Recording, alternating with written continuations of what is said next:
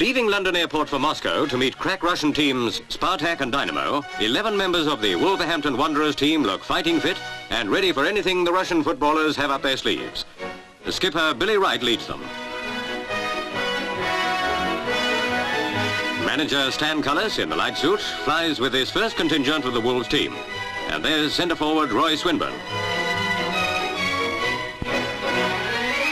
If they don't have good luck, it won't be the airline's fault. Chicken was served for lunch, and Stan Cullis commented, "It's the first time I knew a chicken had 11 wishbones."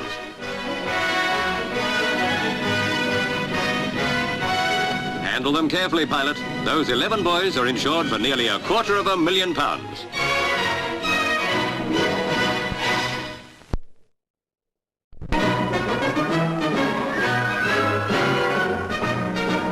Our own cameraman takes you to Moscow to watch Wolverhampton Wanderers in black shorts meet their old rivals Spartak before an 80,000 crowd in the Dynamo Stadium. Spartak have last winter's 4-0 defeat to avenge, and as skippers Billy Wright and Igor Neto exchange pennants, the two nations eagerly await the outcome. 100 Wolves supporters are among the vast crowd. Italian referee Orlandini blows his whistle and Spartak kick off. Wolves are famous for their long passing game, while Spartak favour short, quick passes. How will it work out? Wolves trainer Stan Cullis watches carefully. It's a Spartak raid. Right wing Tatushin aims at goal, but misses. Tatushin has the ball again, but Wolves' inside right Broadbent takes it away from him and kicks away upfield. It isn't the Wolves game we all hope to see. The brilliant Spartak attackers are on the move again. Left back Shorthouse halts the rush, but not for long.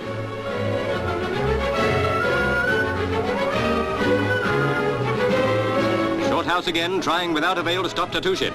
The lightning Russian passes to Isayev, on to centre Pashin, who slams it home. It's Spartak's first goal.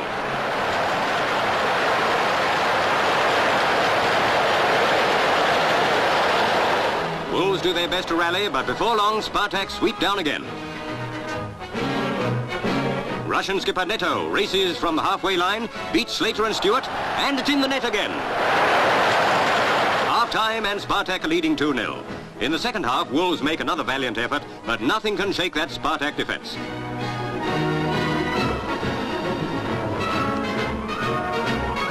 Wolves supporter Miss Mander looks worried. No wonder.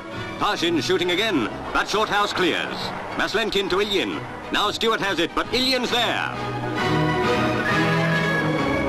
And with only a minute to go, Isayev bangs home Spartak's third goal. Stan Cullis' boys will have to do better than this. Still, it was a good, clean game, fairly won.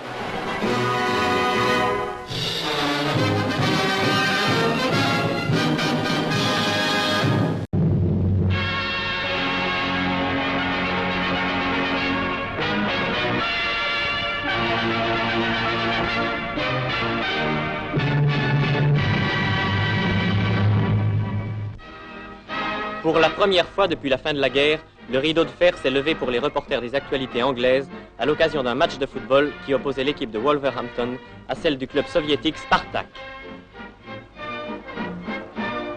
Plus de 80 000 spectateurs ont assisté au grand stade Dinaмо, l'un des plus beaux de Russie, à cette rencontre mémorable. L'an dernier, on s'en souvient, en Angleterre, l'équipe de Wolverhampton avait plus que nettement battu par 4-0 les joueurs soviétiques.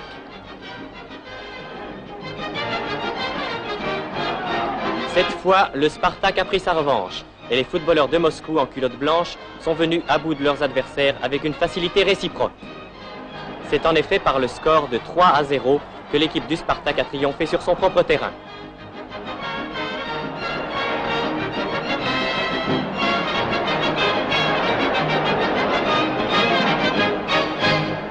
Mais le sport reste le sport et les congratulations après la lutte, si ardente qu'elle ait été, ont dû ravir les Britanniques, partisans du fair play par excellence.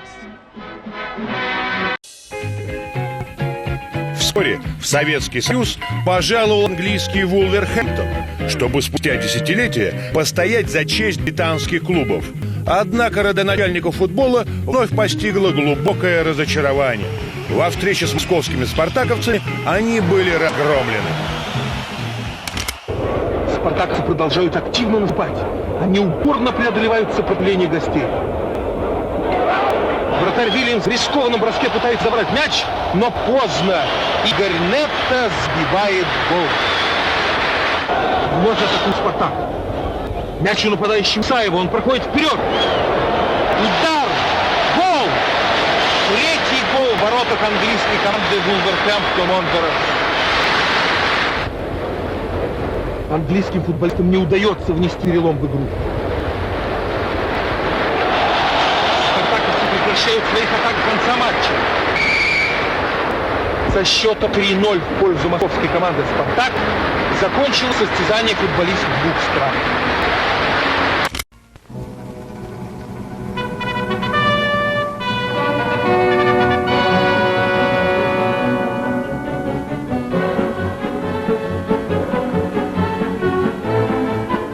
Following the match at the Dynamo Stadium between Wolves and Spartak, the Wolverhampton team became the Wanderers in Moscow.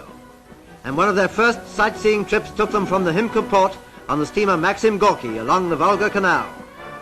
In a district which in winter is snowbound and frozen, the English team enjoyed summer sunshine and breezes, and the warmth of the hospitality of captain and crew.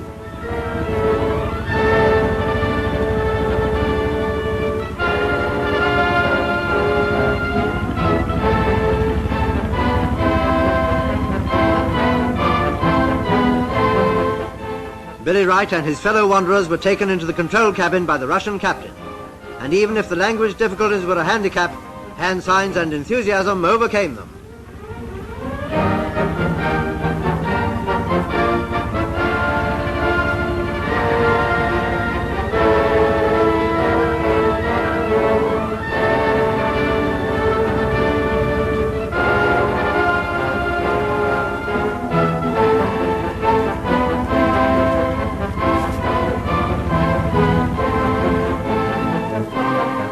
On the following day, the team continued the tour of Moscow with a visit to the Kremlin itself.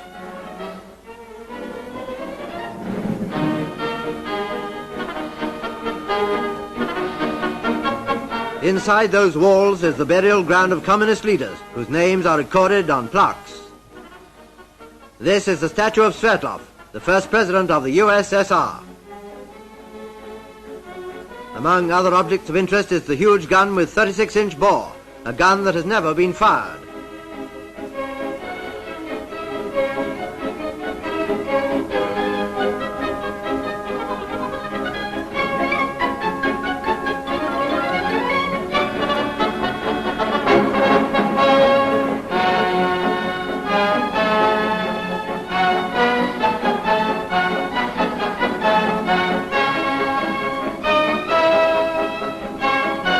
And a bell, whose interest from the distant historical past is that it was built by Peter the Great.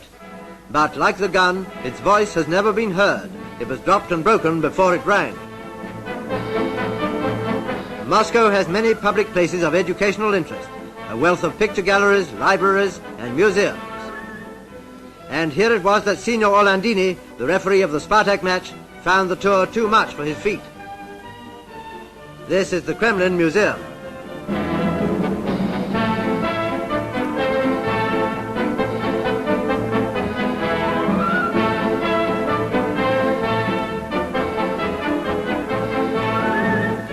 And so the Wolverhampton Wanderers toured around, seeing everything that was to be seen. They can claim the record of being virtually the only invaders of Moscow who haven't had to retreat in a hurry.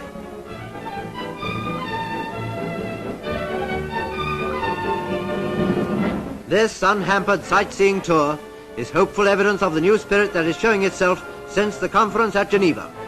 It is not too optimistic, at least to hope, that someday that Iron Curtain will be lifted altogether. That these pictures by our newsreel cameraman could not only be taken freely, but could be sent out of Russia, is evidence of goodwill.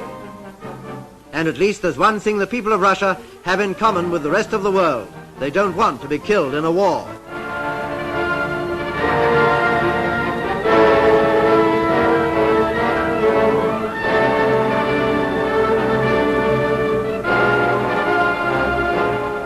And here's the team that went as ambassadors to Russia, to be welcomed as the sportsmen of Britain.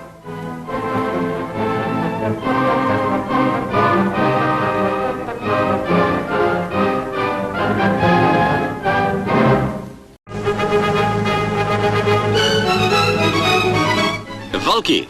That's Russian for wolves, and it's become Wolverhampton Wanderers' nickname during their Moscow visit. Between matches, they tour the capital and enter the Kremlin, the historic fortress which is the seat of the Soviet government. With them goes our cameraman Cedric Baines, first British newsreel man to be allowed inside its towering walls. Skipper Billy Wright and manager Stan Cullis make some friends, while other team members examine a giant 36-inch mortar made in 1586. Do they feel like practicing with that little lot? Against the Kremlin wall in Red Square is the tomb where Lenin and Stalin lie embalmed. Members of the Wolves team visit this immense shrine. Since Lenin died, the queue of visitors has never ceased, night or day. Wolves players meet farmers from Kazakhstan and Mongolia by the huge bell which was cast by Peter the Great. This bell was never hung. It was dropped during installation, killing scores of people and damaging the bell itself, which has remained a Kremlin exhibit. Flowers and Morris follow two Red Army soldiers into the Kremlin Museum, where they mingle with Muscovites to study the treasures of Russia's past. British sportsmen and a British cameraman wandering freely around the Kremlin. Surely the Iron Curtain is melting away at last. May it never return.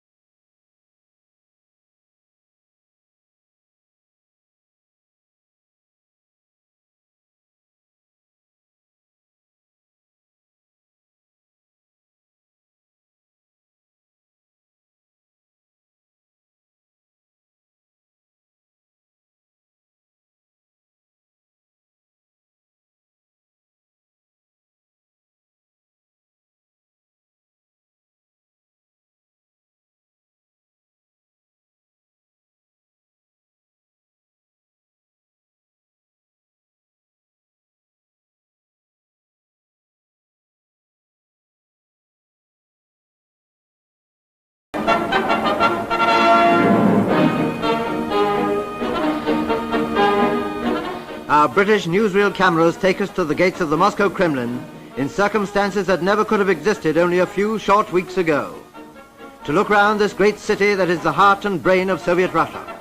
To stand and watch the crowds, an endless, patient queue waiting to file past the tombs of Lenin and Stalin. The never-ending queue that is always here. Every day of every week of every year, there is this queue that moves through the tomb to pay its tribute.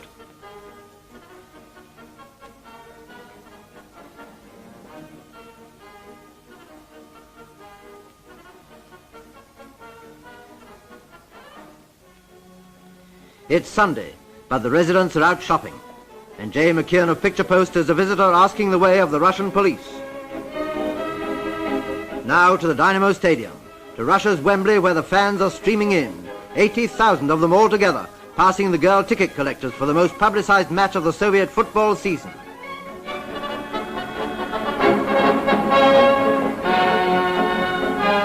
Inside, the dominating feature, the portraits of Lenin and Stalin, and the message of welcome.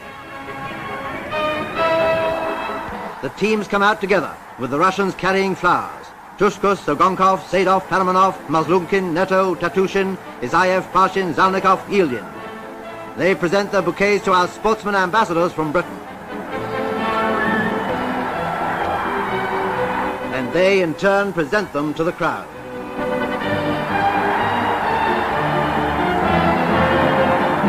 Then Captain Billy Wright of Wolves shakes hands with referee Orlandini of Italy, with the linesman, and with Captain Igor Neto of Spartak. And with the kick-off by Wolves, the game is on, watched by a small band of British supporters whose hopes ran high with an early attack by Wolves. Wolves are playing in black shorts. A centre is safely dealt with by Tучкус in goal.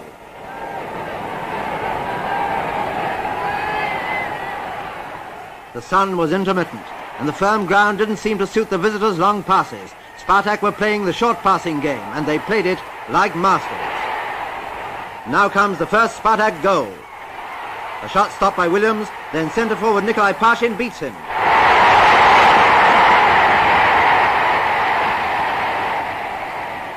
So after 20 minutes play, Wolves had to kick off the game. Once again, the British supporters' hopes were on the upgrade as the Wolves' forward line swung into action. But once again, the Spartak goalie was safe. And then came Russia's number 2 from Captain Neto.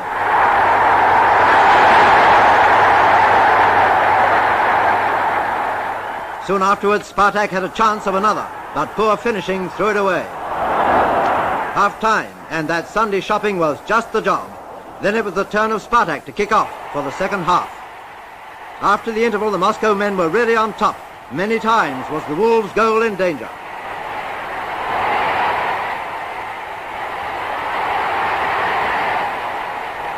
Here's another one going into the net from inside left Zalnikov. But the referee gave it offside, and that brought a sigh of relief from Wolves manager Stanley Cullis.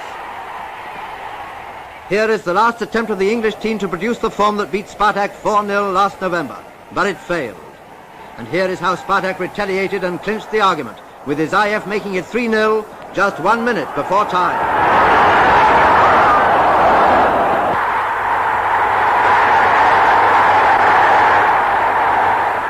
So Spartak had avenged last year's defeat in England. This was not the great Wolves team of last season, but let it not be overlooked that this English season had not started. And it's tough to play your first practice match against a team like Spartak. That, then, is how our cameras happen before those summit talks. Here's hoping that it's friendly relations from now on.